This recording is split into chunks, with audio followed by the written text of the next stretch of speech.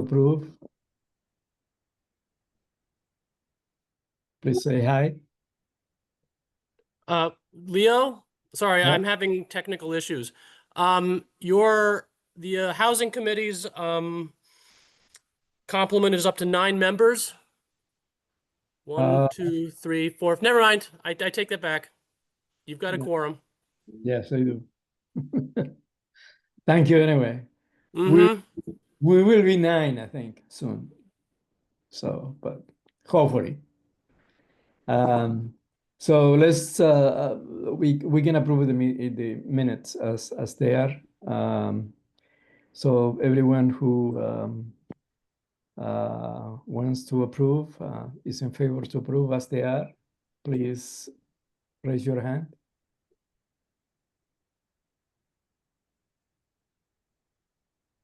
Okay, so anyone not approving? No, everyone abstaining? I don't No? think I'm not technically a committee member, so I can't vote. Yeah. Okay, so July minutes are approved as they are. We have the second is to have an update for the HASIC application. Is either Martha or Gina, can you give us a little more information? Yeah, the committee, the Housing and Economic Development Committee discussed it at their July meeting. They liked our proposal. They've got 2 other proposals as well. The others are also $10,000 requests. So they didn't vote on any of them because in order to fund all 3, they need to pull $9,900 out of the contingent fund. And that needs a special motion from the Budget, Capital, and Personnel Committee. That is, I believe, supposed to happen Thursday, this coming Thursday. And then all 3, assuming that gets approved, then all 3, the contingent fund request and all 3 applications would go to the full legislature a week from tonight. Okay. So So we'll be waiting then. Hope we will have the yeah, I've been in touch with David West, who's the housing specialist now at the county, and Deborah Dawson, who really spoke in favor of enthusiastically about our proposal. In fact, she said she didn't want to approve the other 2 and then have ours go through based on needing the contingent fund request. She wanted to make sure all of them got voted on at once, so ours wouldn't somehow get left behind. So, and Deborah said she didn't think it would be controversial, but I'm still gonna reach out to the committee members and kind of see if they have any questions and make sure that they are feeling good about it. So, yeah, thank you. so we should know by next Tuesday night or Wednesday. All right. And then what would happen, Gina, what would happen then following that? Would you and Ray put together some kind of an RFP asking for a consultant? I believe that's what would happen next, Martha. Okay. All right.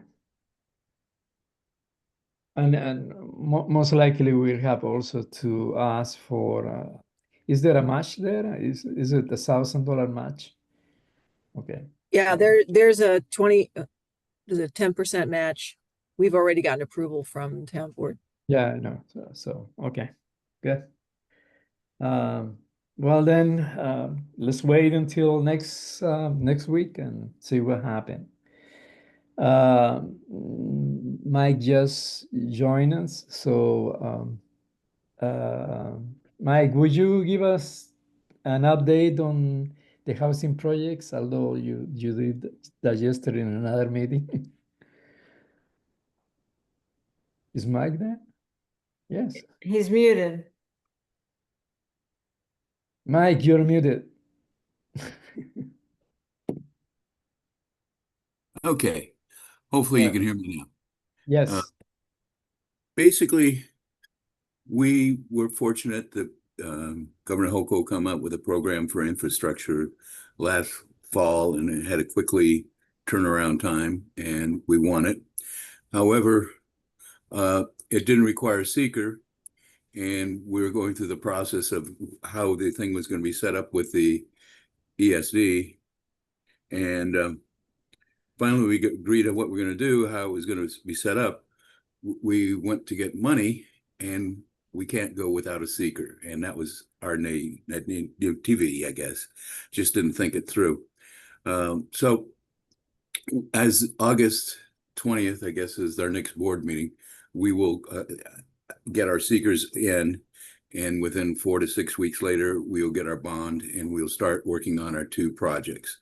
One is a water extension to get water down Mott Road to Ezra, and the other one is to go up Route 13 from by the vet store, not vet store, but the veterinarian, and cross over by the dollar store and provide water to the Ezra.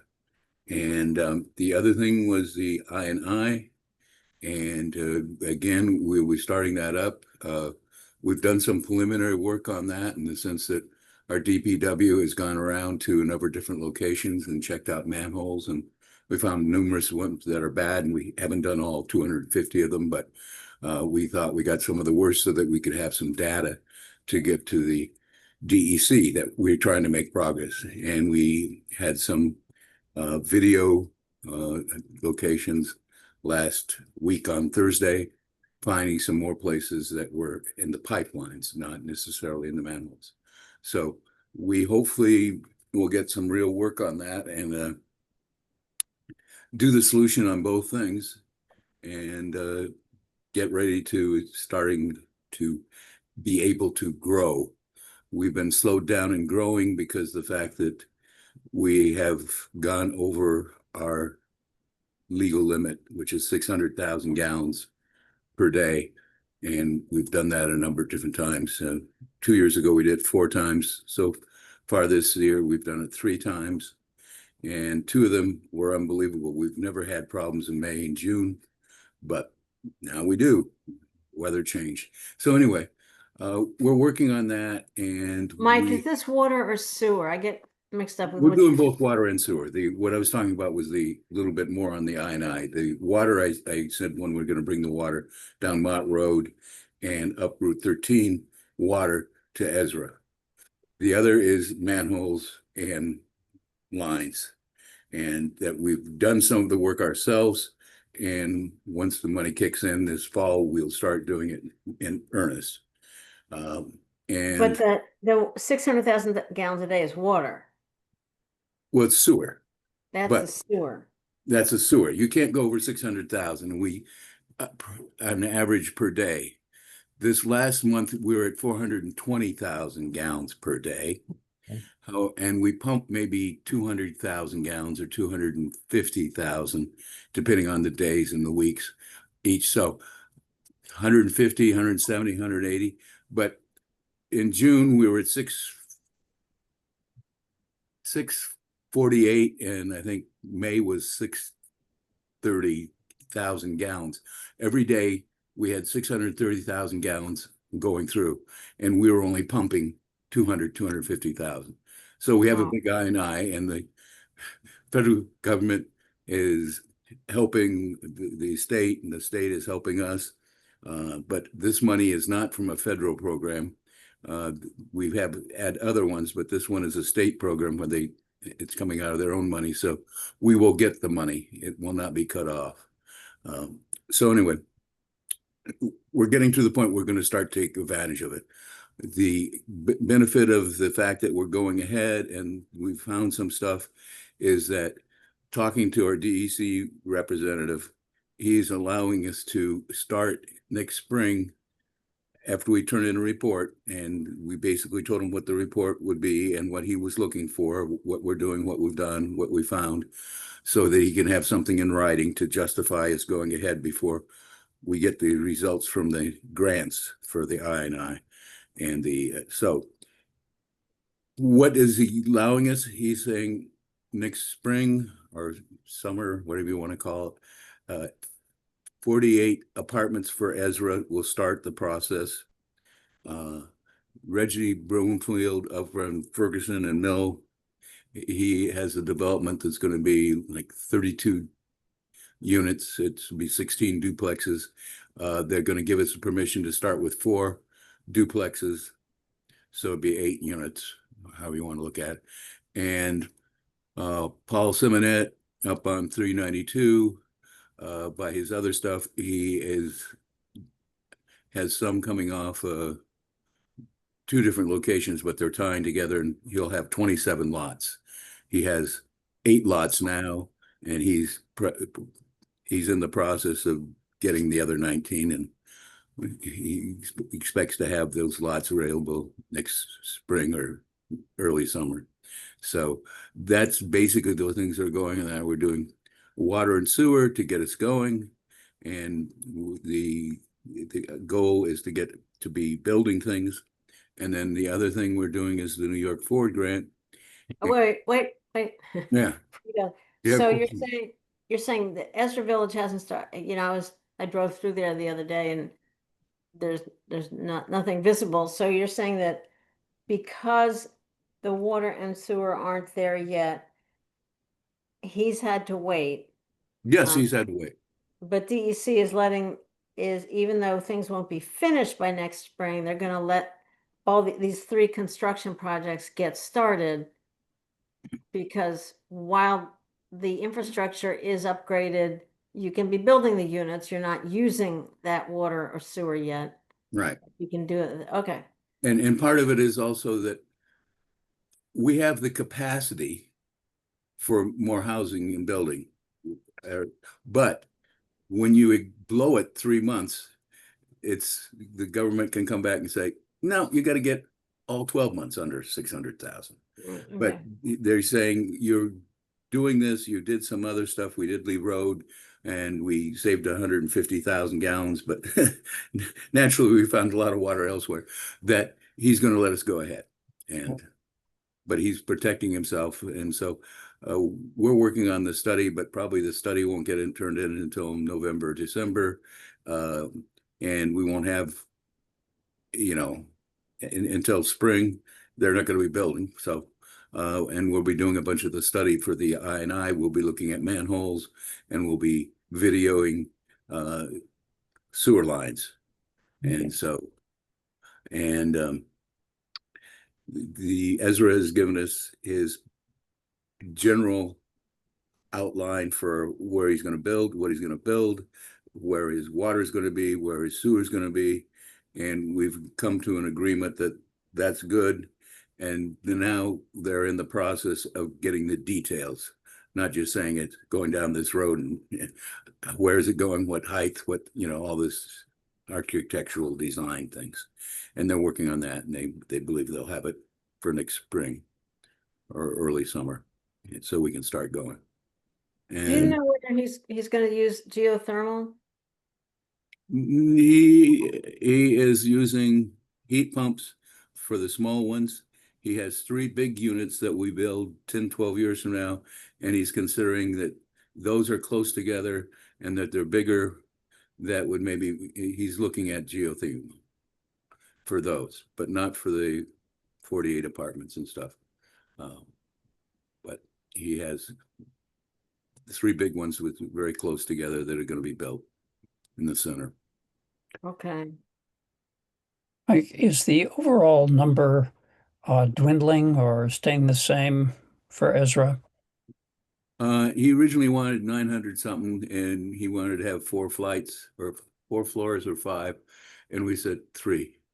And so it's 749, and it stayed that, and that's his goal. Over how many years? 10 to 15 years. It all depends on how fast he sells them. If he sells them, he can build them quicker. But basically, his mode of operation is at least once he starts to have at least 48 or 72 apartments ready each fall for when college starts. And not that all the people are going to be college kids that are going to come in there, but it's a big time where there's a lot of movement from people staying one place to the other. And his one in Lansing and his other ones in Lansing is very much affected by that. And so he, at this point, is sort of using that time frame. And, you know, so he, you know, will do them as fast as they demand, but he's going to, at least his goal is to do that. So every year you have something new coming up, new revenue, and something to rent. And he always has them rented by when they open. So it's not one of these things they sit empty. I have another question for you, Mike. Given the foreclosures that are going on in Ithaca, I always think that some of the advantage to housing expansion in the village of Dryden and close to it is because rents are high in Ithaca and housing is scarce.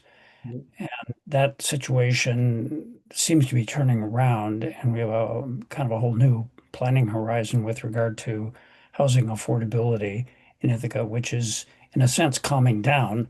We'll see what happens in the long run. But does that give you, as the mayor and the recipient of and the partner with Ezra, the jitters that No.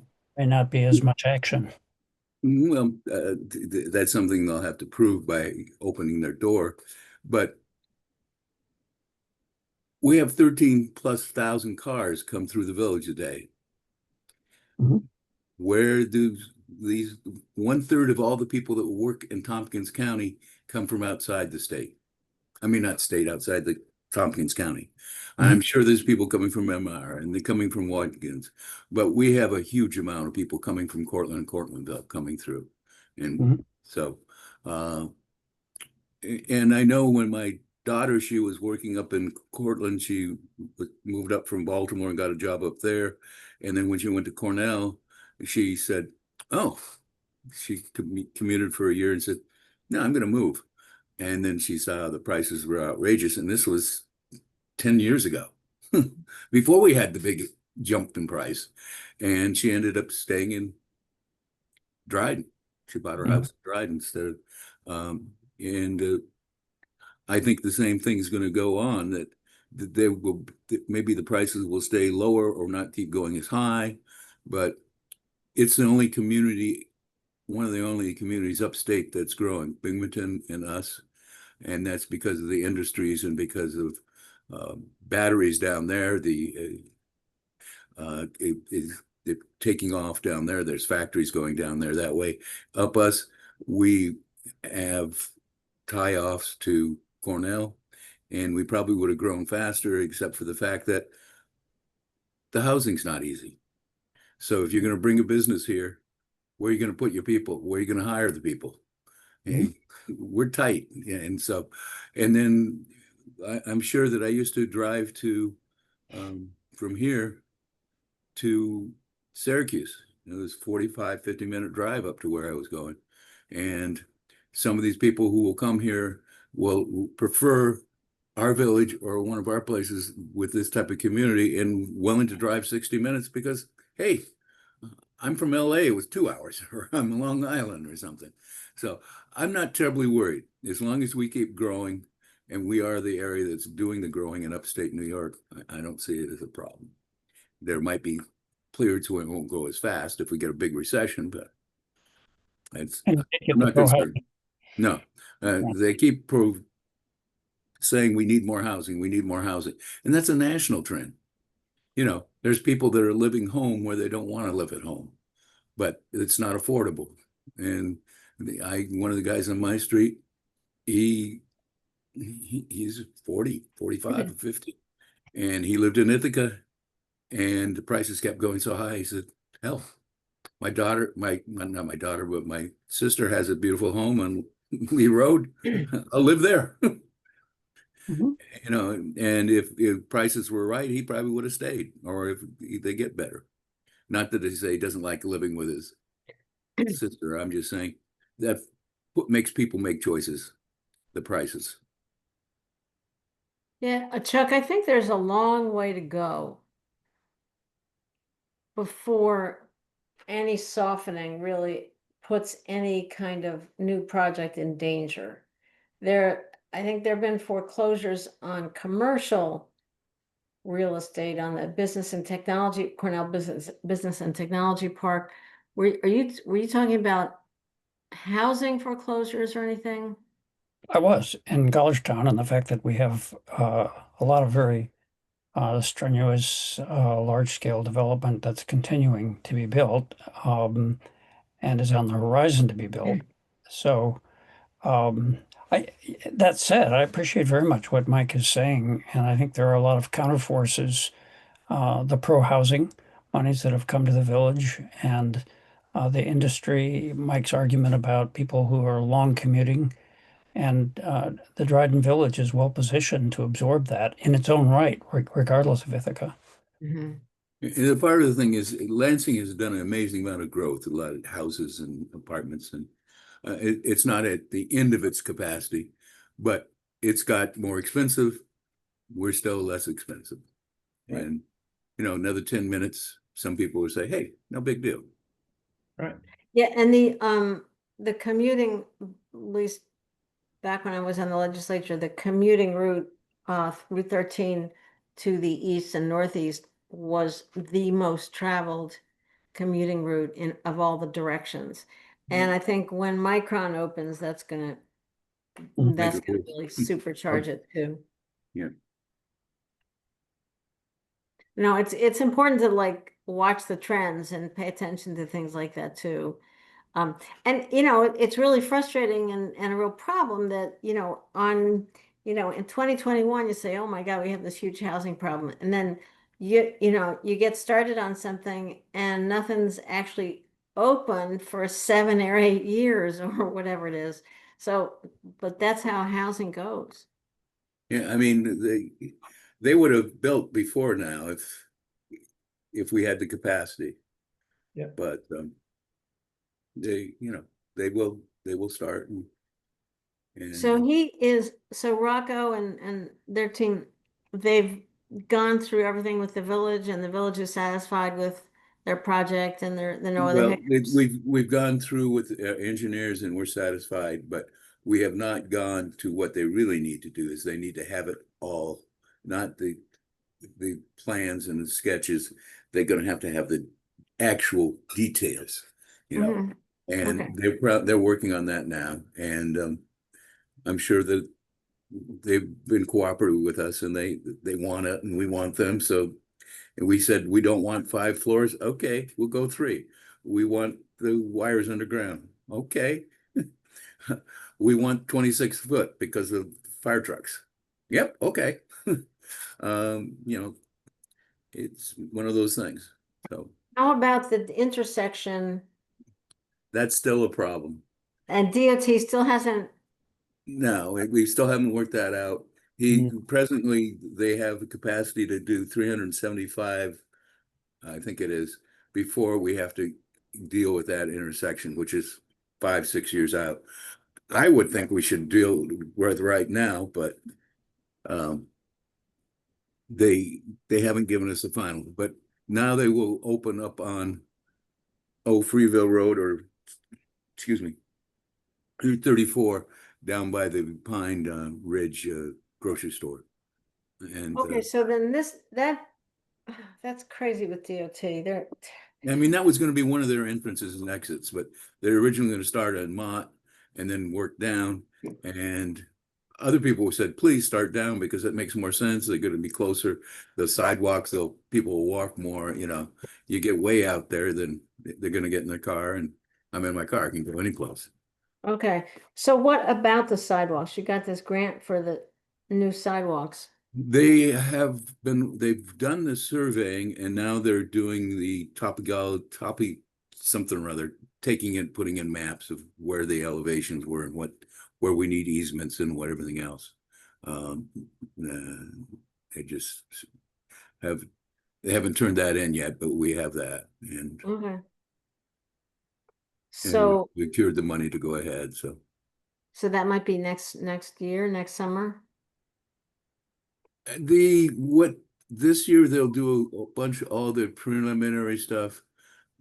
Then this fall and good part of next year they'll be doing the engineering.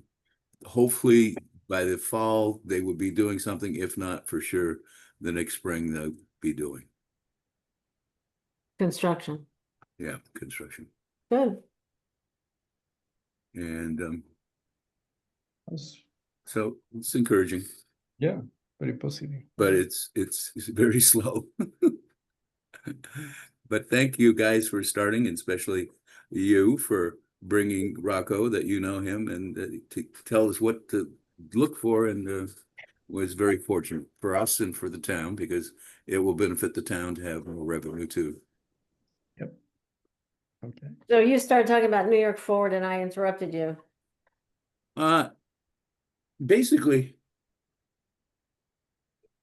it got a slow start, and then we started to catch up, and we're slowing down a little bit because we got a lot of information in and we haven't had a chance to digest. We have the people turn in their applications, a lot of big major ones that look very exciting. I don't know if there'll be enough money to go around. And there's small ones where on West Main Street, my place, I got two apartments or 4 apartments, and they're 1950s. I need new windows, I need heating pump system and stuff like that. And those are the small ones that they kind of, depending on how far we can go with it. But the big ones are over 150. They're 500,000, 600, $1 million. Those are the ones that they're working on now. Not to say that we won't work on the other ones too, but that's our main function. We changed the next meeting date from August 26th or something to September 18th. That for the group, the LPC, the committee that works on it. But the consultants are working on it now constantly, and with other people helping them. What are the bigger projects? What's being proposed? Okay, Brad, the brick building on which was originally a bank and now has a pottery in it. He's going to put 4 apartments upstairs. And so he's going to raise to a top. On the other side, the what do you call it? Kayla has 500,000 to remodel the front of the building and the side, and I believe put in some heat pumps, etc., or windows, and that 500,000. And so that's the corner. So then I came down to that. The next one, the couple ones are talking about upstairs, doing something with, making it more livable, more affordable, more desirable. And the Arnold's is talking about it has more space than they really need and making it to 2 storefronts. And all the details on that are conceptual, but they're working on having the exact details of that. So then we go on the other side of the street, the Stone Building. They're going for heat pumps and sealing up their stones, and a new face front, much more attractive port. And if you've seen what the Kayla does, it looks amazing what she has, and I haven't seen what they're going to do, but they want to do something to, again, raise their level. Then we go to the new 2 houses for 2 apartments, Linda Bruno. They've been a pain. She's a nice lady, but didn't have the money, but didn't want to get rid of it. She finally agreed, and she's selling to Kayla. And Kayla Lane Clark is just gutting the place and upstairs and some of the stuff downstairs and redoing it. And it's $1 million+. And so was Brad's $1 million+. And the match is 25 to 75, 25% that the owner does and 75. However, to make you more desirable to Albany, you can give more percentages. And one of them is doing 35, and I think it's doing 40%, so that they get 600,000, and as opposed to saying, "Oh, I want 800,000."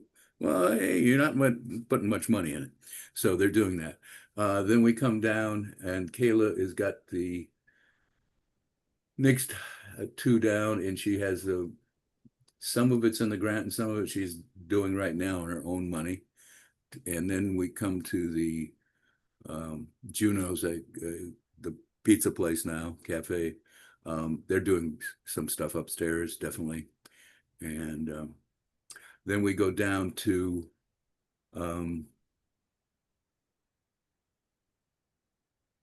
the Dryden Creamery, and she has a bunch of plans. She's done some things inside, but she wants to make the upstairs a rental room or a catering room, and more food downstairs, a real nice outside eating area and ice cream area.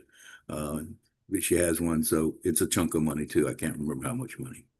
And then we go over to Elm Street, and at one point it was XP something or other that was making coin things.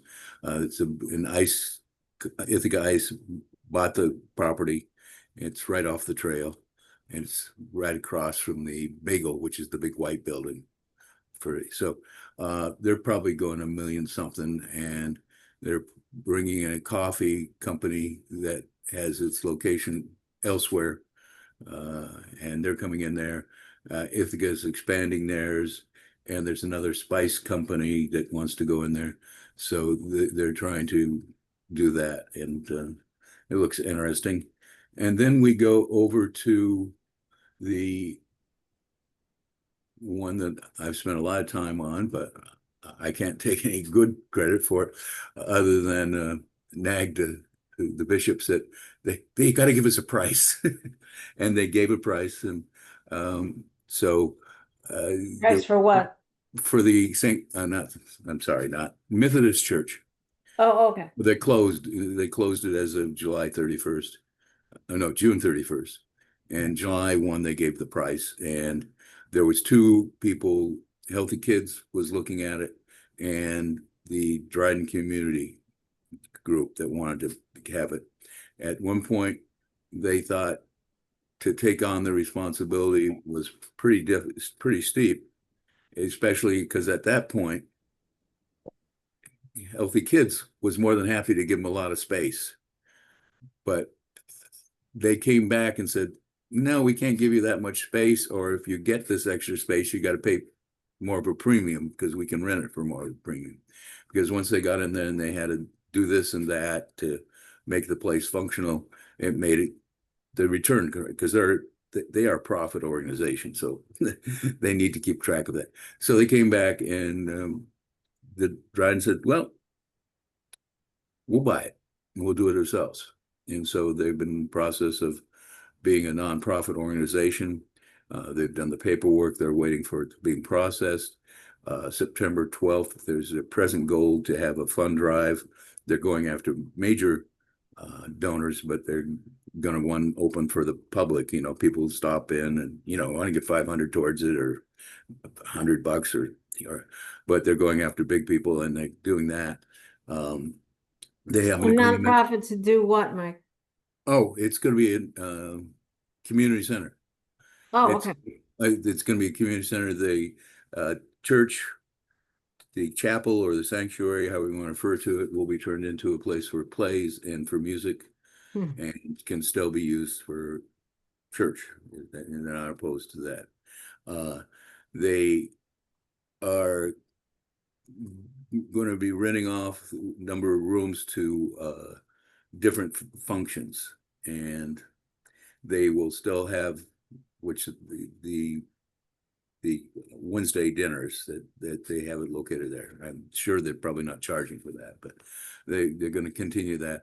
And they have other things, and I don't know all the details, and part of it is who they can get the rent space. But they have a concept and a business plan, and looks good, but you know, plans are plans, and there's some really good people working on it. So I believe they'll be successful. And so Thanks. they are nonprofit, so they're, I don't know, maybe 800,000, but nobody has to match. They don't have to match anything. A nonprofit organization doesn't have to put any money in it, just like the village doesn't. But when you don't give anything, they're a little more tight to make sure it's a really good plan. So we have a couple plans that we're tight. Then the other major one is, in a chunk of money, is Clark's. Clark's wants to expand so they can carry more products, so they can be more competitive with the bigger stores. And they also need to upgrade their cooling system because 10 years or 12 years ago, they stopped making that chemical. They have a quantity of it left, but at some point in the future, government's going to say, I don't care if you still got the fluids. We don't want it. So they have expansion to add new coolers, new product. They're going to take over for the 4,000 square feet that at one point been the drugstore on the left-hand side. Now it's just kind of, you know, where you turn in your pops, and behind it, there's a big empty warehouse with, you know, stuff in there. I'm sure they put stores there, but when that was a going business, they still had enough back storage that they didn't need it. But, you know, when you have more, it's easier. So that's probably the other one. I forgot to mention that they're, okay, the corner of, there is the Okay, Mike, I White guess. Building. They're going to do some small things in the 2 or 3 other buildings there. Small All things. right. I didn't mean to get a total blow-by-blow of everything. So I'm sure that's great to know you got a lot of projects and the Okay. things in the works. That's great. Okay.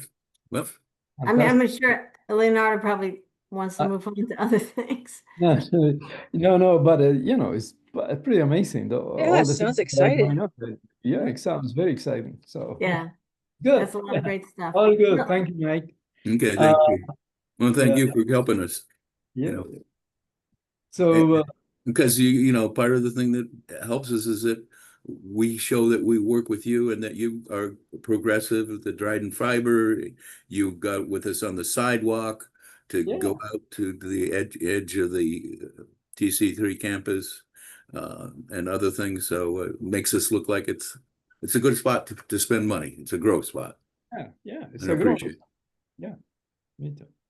Thank you. So we have a couple of more things. One is just a follow-up for our, you know, I guess recruitment of 2 additional community members, and we would like, or at least I say so, we would like to have, you know, perhaps a couple of people coming from the east side of town. If at all possible. We can all be recruiting. I know that they put it in the newsletter last week. So and we can continue doing that until we get people interested. They have to apply. The application is in the website. You know, and they if they apply to volunteer for us, it will be great. yeah, Leonardo and I had a couple of people in mind that we already asked and got turned down. Chuck, do you know, we talked about one resident of Hillside Acres. In all your going around to different manufactured home parks, is there anybody else besides that one person that you think might be amenable, might be interested? I haven't, the answer is no. That doesn't mean that such a person isn't there, but it hasn't been a real focus of mine, to be honest. And I actually had another person who wasn't a mobile home park resident, but I can't think of the name at the moment. I'll share it with Leonardo when it comes back to me. All right, good. Thank you. So that's basically, so we are recruiting, and so let's talk to people we know, and let's put it out there. I know that well, the newsletter we continue to be advertising the extra, the two extra positions. So that's it. Is there, you said it's in the town newsletter, Yeah. is, right? So that goes out to a list of addresses in the town. Yeah, it's pretty big, actually. So I Yeah. don't know how many, but, it's a huge list, that most likely I can find out, but I don't know at the moment how big it is. I think I used to get it, but I seem to have gotten bumped off the list. Is it possible to send out a specific notice to that same list, not just as part of the newsletter, but a one subject email that says, here's the Workforce Housing Committee, and we're looking for new members and anybody who's interested. And at that point, I wouldn't I'm no specify idea. each side of town, but just look for anybody and see who maybe will we get more attention. I have no idea whether that is possible. I have to ask Cassie, who is the person who put together this newsletter every month. So Cassie would probably want to put out a call for members of a number of boards and committees that are low on members and not simply this one. Yeah. So I would guess that she would want to do like a listing. yeah, most likely. Yeah, I agree. So I think that would be worth it if you could ask her, then I'm sure like the youth commission and other things need members too. yeah, several committees they do need more members. So I'll ask Cassie whether that is possible and whether she will do it. That'd be great. Or we'll see. I think it's a monthly newsletter, right? So and so yeah. Leonardo Cassie might even put it on the front web page. Do you think that might be something she would do? Because if there's important announcements, sometimes she'll put it on the front page, web That was page. the idea too. Yeah. Now they're sort of in the I don't know where they are. I know where they're announced. So I haven't seen them. So yeah, I can probably ask her, send her an email and see what she thinks. She'll probably have more ideas, that come up with. So that's what it is. It was so we are to grow for 2 more people. Okay. Chuck, I have you down for zoning advisory group update. I'd be happy to provide some information on that. I think you all know as of last meeting that I'm stepping into that role, the zoning advisory group, ZAG, and on a new basis, so I'm not very seasoned yet. I wrote John a letter and said that I was really looking forward to picking up, and in particular with regard to mobile home questions, but more generally, I'm interested, and I see a responsibility and opportunity that comes out of the revised comp plan, and I certainly want to be a part of that, having been an advocate for housing issues as that plan was in reformation. So let me take a few minutes and update you as far as what I know now.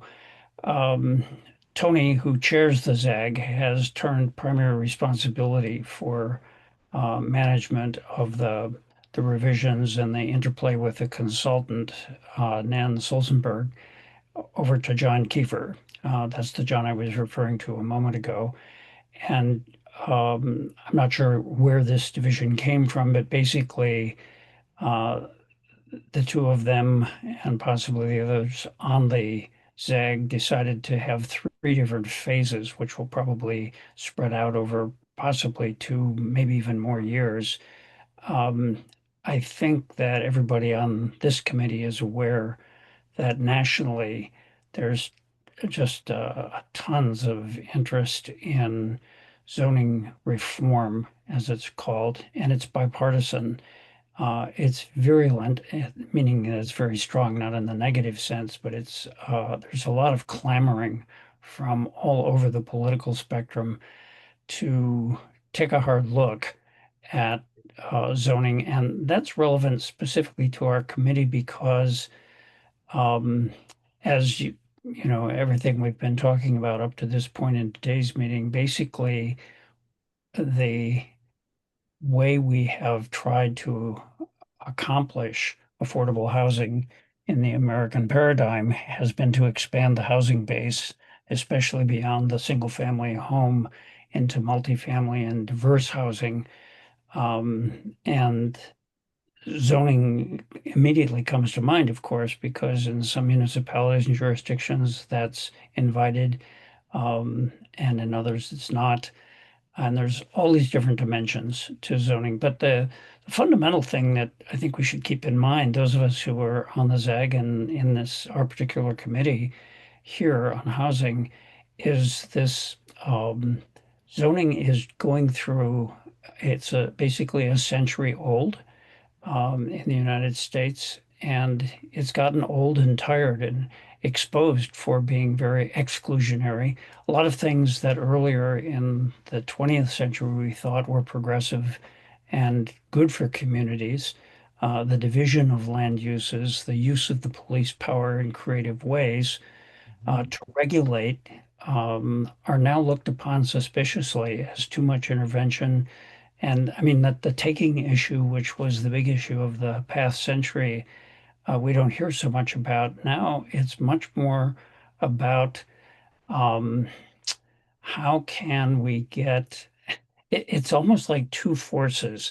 There are lots of people that want to downsize and deregulate, and that's what they mean by zoning reform. And then there are a lot of people who want zoning, continue to want zoning to be more inclusionary and inviting and to promote diversity, and then spawning a whole set of new kinds of zoning, form-based zoning among them, which is something that I think Nan Solzenberg is personally and professionally very interested in. And we're going to see echoes of that in the reporting that she does for us. So coming back to the agenda, Nan, as I think you all know, generated, she solicited comments from people, has done a lot of interviewing and interacting with people in the town, and has provided a report. And now the zoning advisory committee is going through that report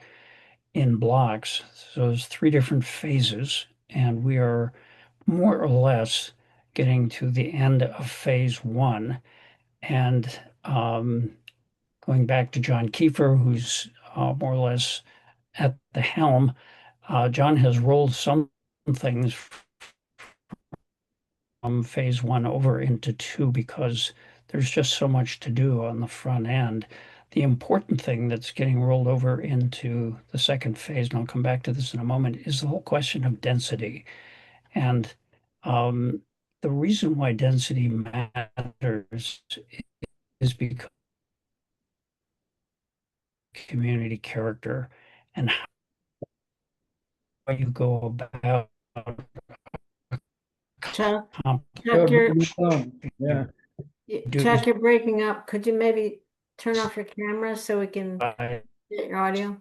you Chuck? deregulate and do all kinds of things that would encourage higher density. Thank you.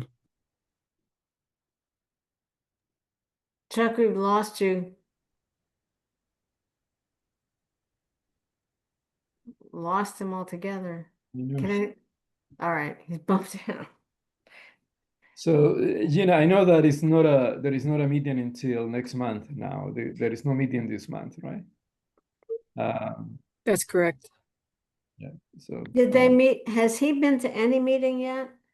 I don't think so, Okay, because they canceled July and August. okay.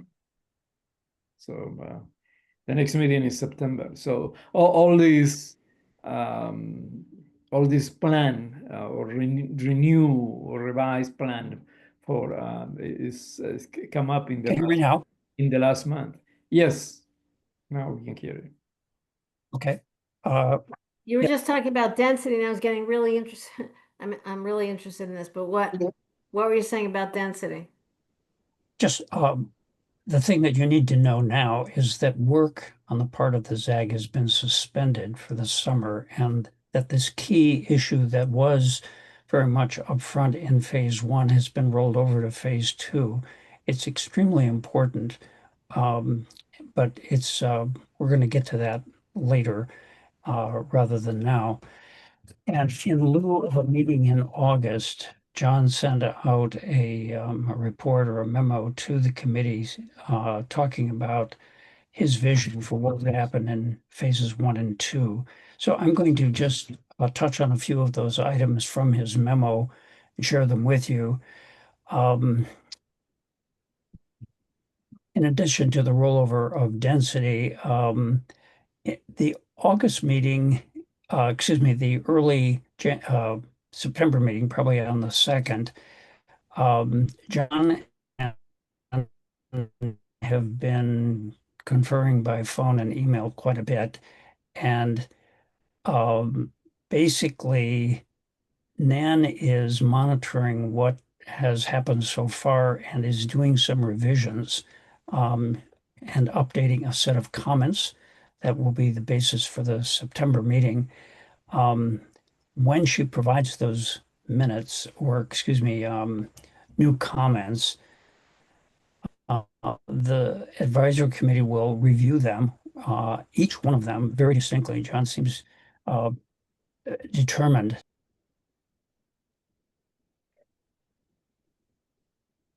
He needs Dryden fiber.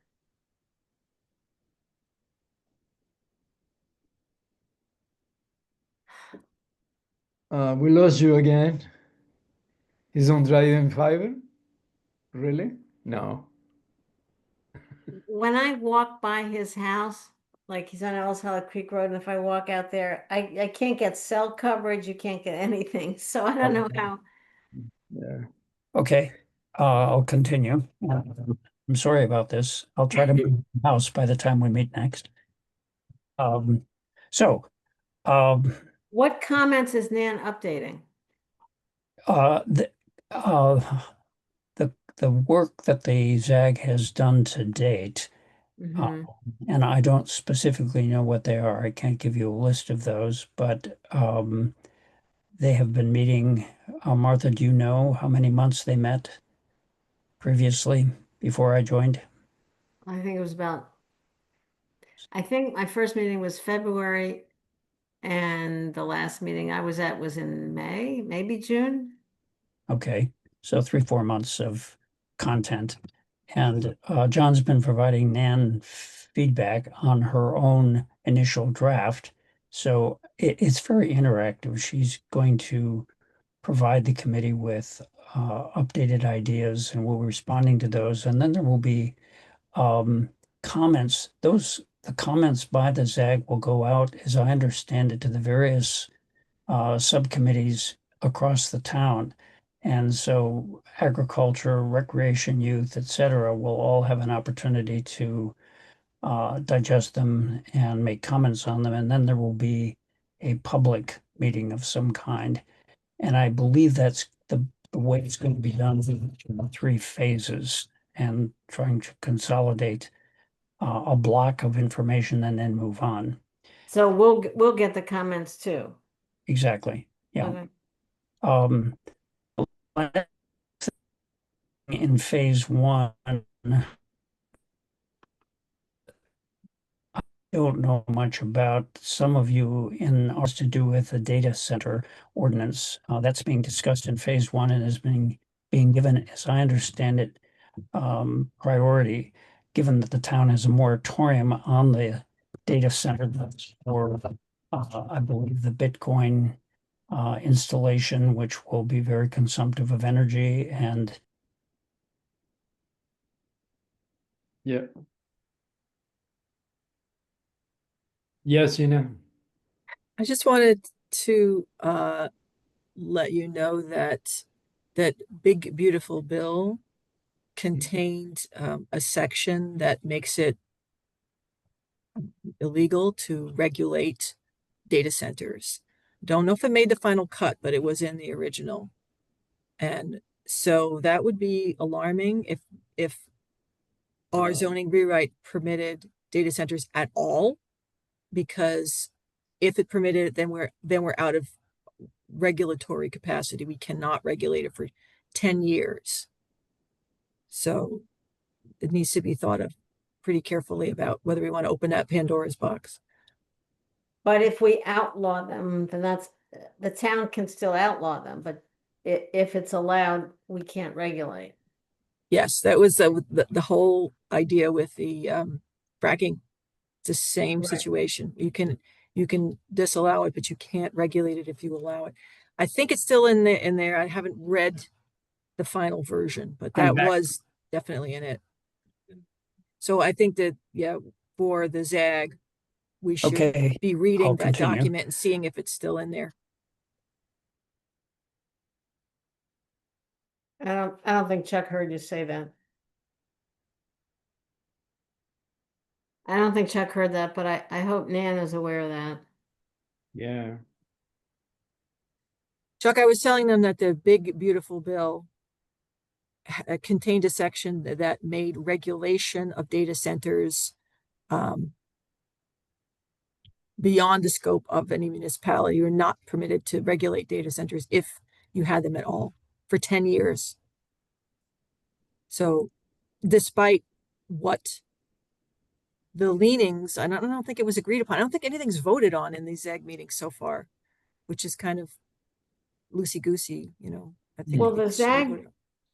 so lost Chuck, poor Chuck. Maybe you should come over to my house and have these meetings. The ZAG, any votes that happen at ZAG, at least while I was on it, the only people voting were actual planning board members. Right, but they didn't really vote on, I don't think they vote on anything or not much. Yeah, They did, I don't think they voted on the data centers unless I was spacing out when they did that.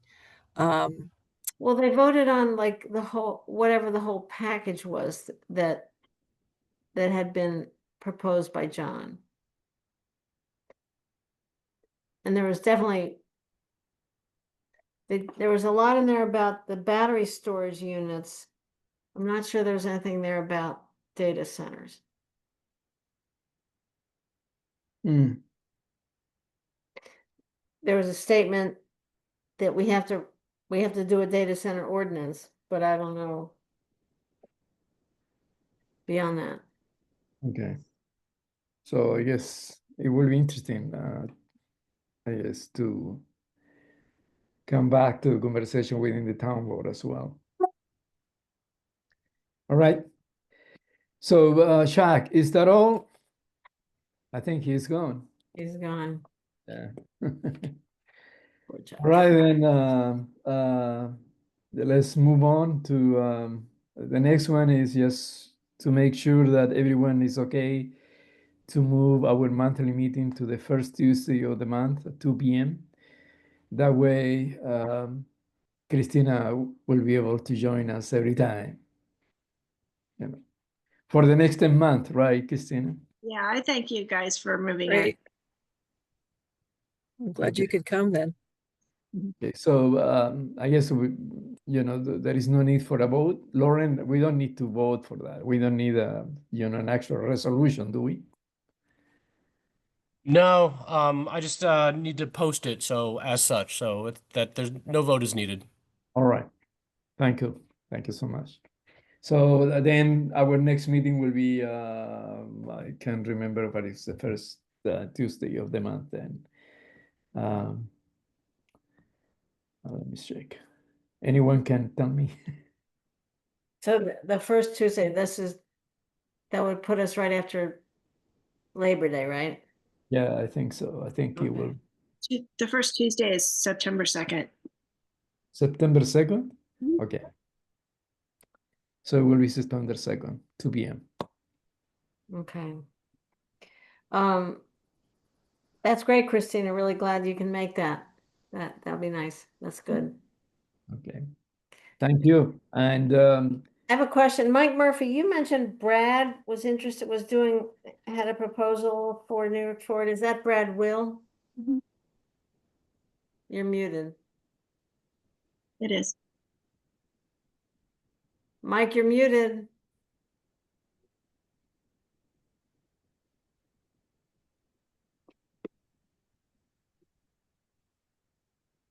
he's still muted. Put it in the chat.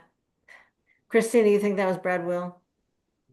It is, because he lives in that building where Claybird Studios is. Okay. You're muted, Mike. For me. Oh, Uh, finally, Yeah, took you're one back. to go. Had to do it a special way. I don't understand it. Click on it and have the space bar. Anyway, I think she answered it. He has the brick building, which has the pottery in there, and he wants to put a second floor, and he's done the study, and the building would hold it, so he's submitted an application, and he's even has a nice draw of what the front would look like. So looks quite attractive. But Okay, great. I wanted to mention two things about Varna that I'm not sure that everybody knows about. That number one, that Hillside Acres was sold, but not to Cook. Did Oh, everybody know that? no. I think We Cook don't had know what first that right of means. refusal. The What does that Hillside mean? Acres Hillside Acre was sold. in Varna. Do you know what company bought it? I don't know, and I don't even remember who was telling me this the other day. It was, I don't know. It was in passing. Mhm. Something else happened, so they got called away. But yeah, Oh, don't know who bought it. Well, has Um, somebody been planning to build on it? Has we anybody don't know. been planning to build on it? We have not Before- gotten any. We have not gotten any applications for it. hmm. The other Okay. thing I wanted to mention was that the DOT is finally relenting and putting in a crosswalk in front of Varna Auto, so people can get across the street more easily. And it's not only for the customers, but the people who live in that area can get over to the trails more easily, and up Forest Home Road would be nice. Good. Very good. That's great. Thank you. Um, Anything else?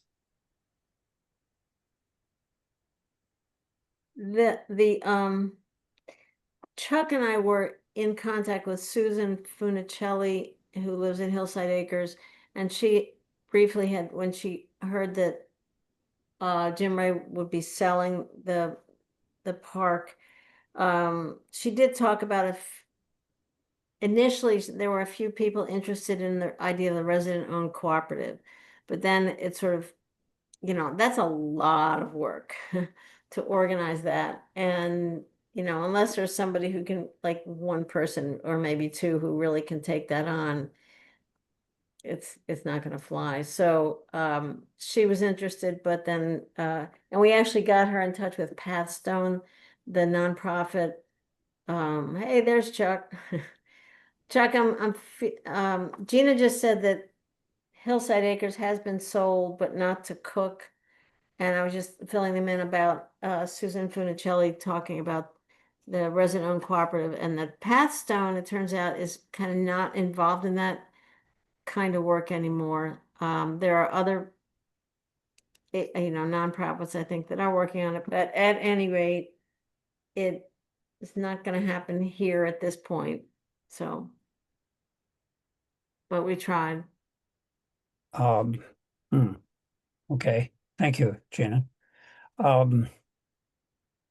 There's a couple things I want to say about Cook Properties, but I'll come back to that in a moment. Just to wind up on the overview here.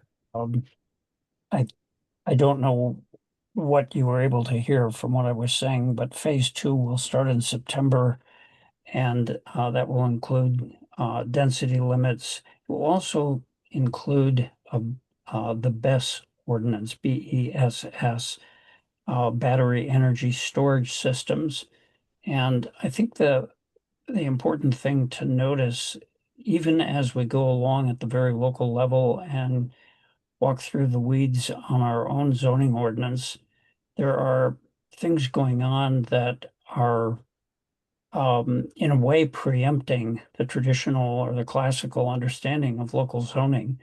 And that doesn't mean that we won't retain the ultimate say on housing development and commercial development, et cetera, in the town, but the storage of energy from wind and solar is creating the need for new battery systems and the question about where they're going to be. It's part of infrastructure. It's like highways and other things that are transboundary and very important in the future of development.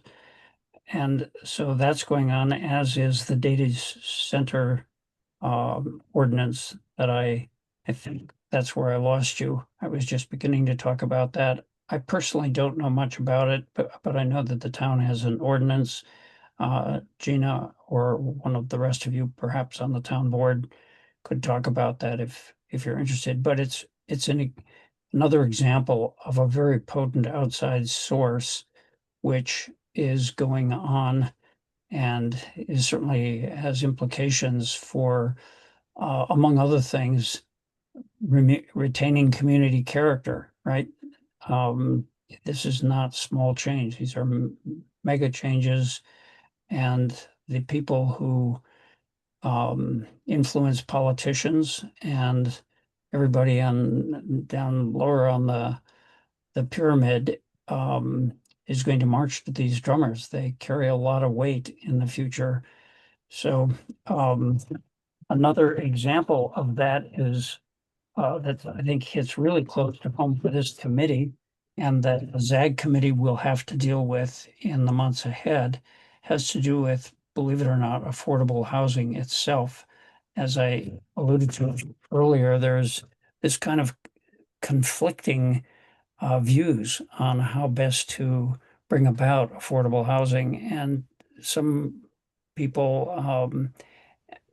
and I think there's more bipartisan support for what I'm about to say than I had ever thought. It always seemed to me like a very conservative position to deregulate zoning and the kinds of things, inclusionary zoning and incentive zoning, the things that we have thought were the tools for bringing about more affordable housing, in fact, are being pushed back against pretty strictly. And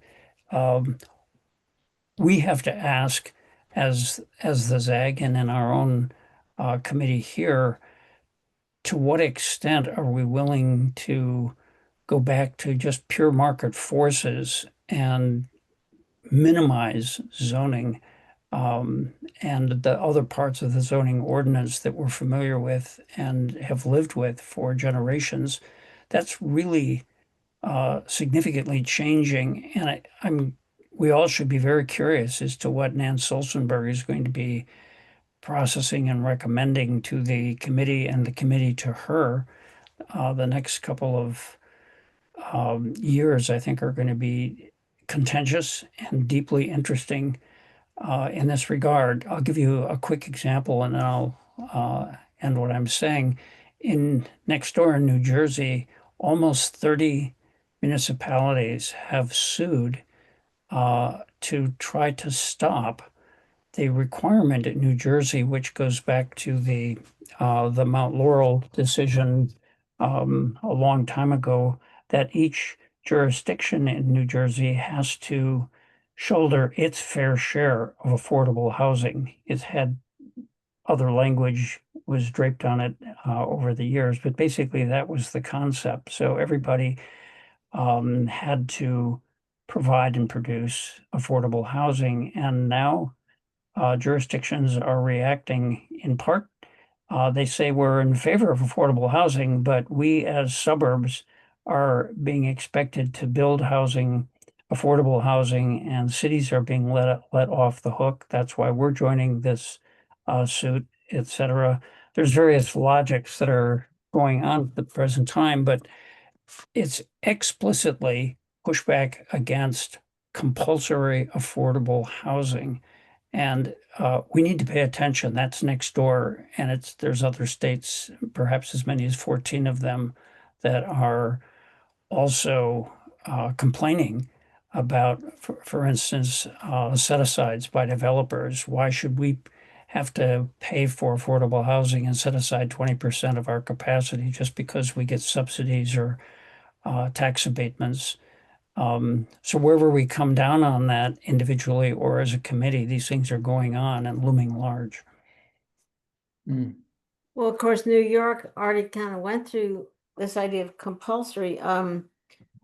Was it 2.5 years ago when Governor Hochul proposed more state requirements for like transit-oriented development, and municipalities pushed back and said, no, you can't tell us what to do. And she lost that fight. And then instead of just sticks, went to more carrots with the pro-housing proposal, you know. Mm. So yeah, as a home rule state, it gets real hard for the state to come down and tell municipalities what they have to do. But it also seems so hard for local municipalities to go ahead and agree that they will allow or require affordable housing. So, you know, it's hard to see where the political impetus can come from. There's a list that I just copied from an APA. Actually, I think it's an article that Gina may have circulated. Yeah, it is indeed. And Gina, thank you for that. It was something you said you hadn't read closely yet, but it was of interest, and the kinds of things that are under this stuff. And the heck that I heard this. So these are the kinds of things that are being debated and have bipartisan support. Increasing density and incentivizing that, reducing minimum lot sizes to accomplish density, creating transit-oriented development zones, which Martha just mentioned. Elizabeth Warren, by the way, has just started working with Republican counterparts to pass legislation of that kind at the federal level. Streamlining or shortening permitting processes and timelines, expanding by right multifamily zoning areas, allowing mixed use and multi-family development in retail, office, and light manufacturing areas. In other words, mixing zones rather than separating them. Allowing accessory dwellings. We heard about that at our last meeting. More of them and more different kinds of them. Eliminating or relaxing residential property height limitations. Eliminating or reducing off-street parking requirements, and donating vacant lots for affordable housing development. There's an awful lot of content that is being thrown at the wall to see what sticks. So in a way, our town revised its comp plan at a very interesting time and a pivotal time, and we may find some of the standard things. Remember, not too many years ago, where people were, you know, there were all this interest and anger actually about eminent domain regarding the bridge and the rail trail, and zoning had often got a bad rap as being kind of a quiet form of eminent domain, or eminent domain on the cheap because there wasn't a transfer of funds. And now today, we're looking at a very pro-development environment and relaxing a lot of things that were part of traditional zoning.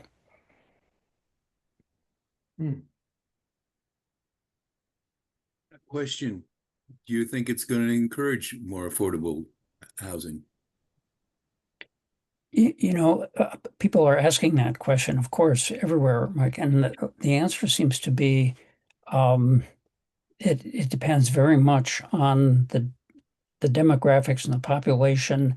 That's why GIS is now being used to help interpret landscapes, and multivariables, multiple layers and systems of variables, up to 100 variables at a time, are being used to read environments and come up with new formulations that are kind of strange and not just limited to the community character and quality kinds of things that zoning boards and town boards and planning boards have discussed at length in the past. I'll give you an example of a strange turn of events that I just learned about from David West, who Martha mentioned earlier. David is now he's our housing administrator in Tompkins County, and coming to us from Geneva, where he worked for several years as a senior planner.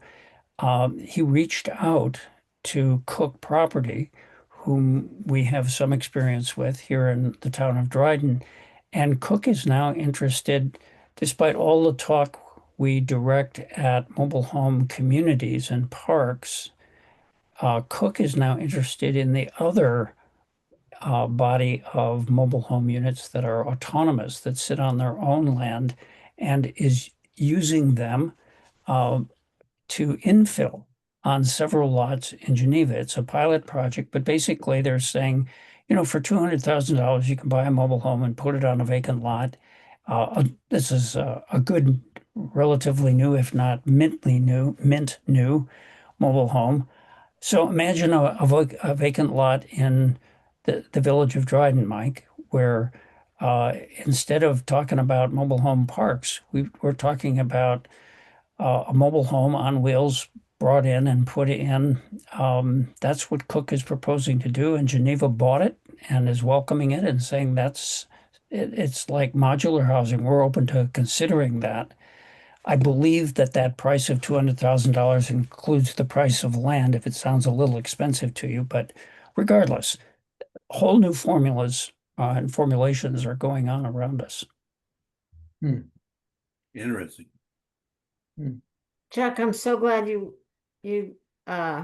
picked up the zoning advisory group. You're exactly the right person to be doing that. Thank you so much.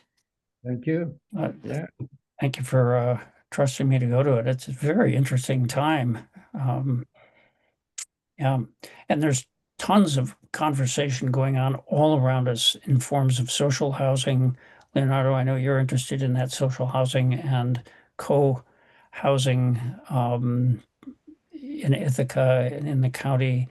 Do you know that land banking in New York State started in 2011, and that there's a Finger Lakes land bank next door, I believe in Schuyler County. It doesn't include Tompkins, but basically picking up property that has been is junk property, if you will. It's obsolete, or it's got problems. It's been abandoned or foreclosed on. And these properties in other counties which have land banks consolidate that and turn it around and rehabilitate it. We could ask the question, why don't we have a land bank in Tompkins County, and exploring that? It's another subject, but there's a lot of stuff in the wings. Maybe Would you that's mind sending the memo that John Kiefer has written? Would you mind sending that around to all of us? We lose Chuck again. All right. I can ask him to do that. So Thank you, Leonardo. Okay, great. well, that's it for today, I guess. Thank you for being here and having this good conversation. Thank you, Mike, for the update. It was pretty thoughtful. And Thank you. All right. Thanks, everybody. Have a good Labor Day Have a weekend. nice